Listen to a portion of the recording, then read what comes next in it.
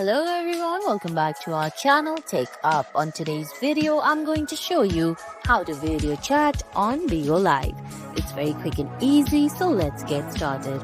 First of all, go ahead and open the Bigo Live app on your phone. If you don't have the app yet, you can get it from Google Play Store or the Apple App Store. Once you do that, go ahead, launch the app, then sign in. Now, on the screen, you're going to see options like Live, Video, Go Live, Chat, and Me. Tap on Go Live, then Go Live. Now, on the bottom left corner of the screen, you're going to see options like Chat, 3-line menu, and the third Match option. Tap on it, then select Match from the bottom right corner of the screen. Now, Bigo will find someone to video chat right there. And guys, that's it.